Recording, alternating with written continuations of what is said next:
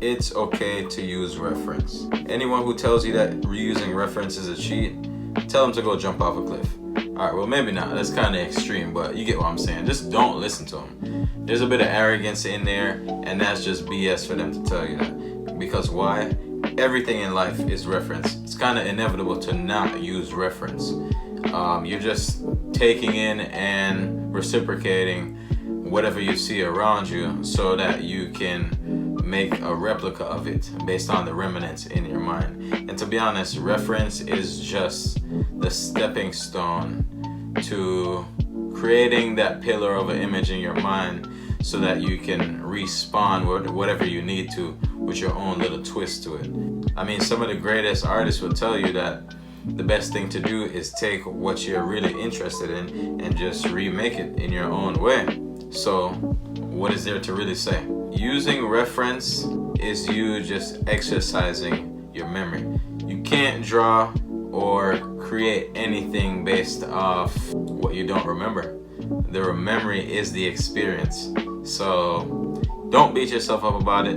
I'm not gonna lie, there's one point where I used to beat myself up about the idea of using reference. That was really ridiculous of me, obviously, because once more, like I said, if you can't remember something, how are you going to duplicate it? And if you can't duplicate it, how are you even going to start the process of remixing it with your own little bedazzle to it, you digs? And another thing, when you use reference, you're giving credit to the origin of a certain lens or aspect of something that you like, which helps you to understand yourself more, because then you can deep dive and ask yourself, why do you feel the need to use said reference? Everyone uses reference. Musicians use reference, athletes use reference, filmmakers use reference, people who draw use reference. Everyone uses reference. So do not beat yourself up and confine yourself like that. Whenever someone is creating, they're committing an arbitrary act in some sense, because there's a lot of randomness to it. Even if it's planned out, you should accept the fact that you don't know exactly what's going to happen, even though you have a goalpost. And creation in itself, everything around us is ambiguous because it comes with so many subjective perspectives. And as someone who draws, I myself have a reference book as a stepping stone to get what I need done. And I'm gonna go ahead and show you guys my reference book. So this is gonna be my reference book. I took it upon myself to make it because I was having problems coming up with the images of things in my head I wanted to draw. And most of us, when we start drawing, we draw people a lot. That's what we see majority of the time, besides nature, like trees and animals and stuff like that. I would say not so much unless you live in the jungle. But so yeah, I started off my book like this, the body as a whole, and then just basically kind of like sectioned out muscle structure.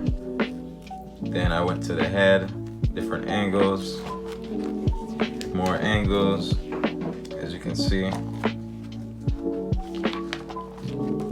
different lighting with the angles, more lighting stuff, way light bends on the face based on the high points and the low points of your face, different expressions. And trust me, it takes a lot of practice and a lot of replicating these until it's really engraved in your mind. But it's fun at the same time. You always want to make sure it's fun. This one's pretty interesting. I don't know who that is, but that's a cool shot. And I get my references. So yeah, as you can see, I moved over to eyes. So I went from like the head and expressions as a whole to eyes. Then the mouth. Different ways the mouth can be contorted and stuff like that. Missing page. Then the ears. Nose. The hands. Hands are really hard to draw. I'm not gonna lie, like anyone who draws knows that hands are really difficult to draw. So that's always a challenge, like really tough challenge, dude.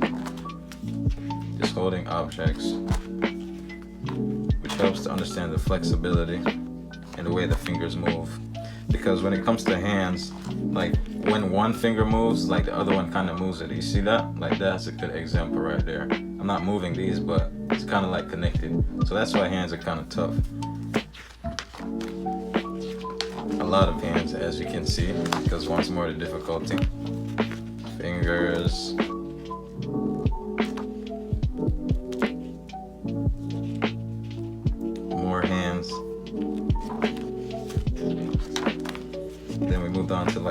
muscle structure, and then the legs. Spicy. So like I said, it's just breaking down the body, the foot. You don't have to section out your book like this, obviously. It's just the way I did it, because it makes it easier for me. Compartmentalizing. And obviously you don't have to make a book, but it would really help. And then you can also pass it down to someone else to help them. I'm pretty sure those of you who watch this video, it will help. And I think I said this earlier, but I get my sources from just all over the internet. Google, Pinterest, Instagram, wherever. And I just, to be honest, a lot of these I photoshopped and put them all on one page. And then just printed it out. Fighting positions. And if it helps, just go ahead and pause the video and screenshot or take a picture of some of these. If you find any of the angles interesting, go ahead and help yourself. I'm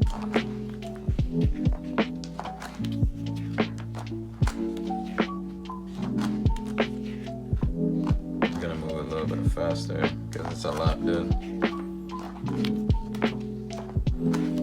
So as you can see, it's not so much sectioning out anymore. It's really just different scenarios. And I will continue to keep adding to this book. So eventually I'll have animals in there, some architecture, different trees, just many different things. So yeah. And as always, if you like the content, go ahead, like, share, comment, and subscribe. Ciao.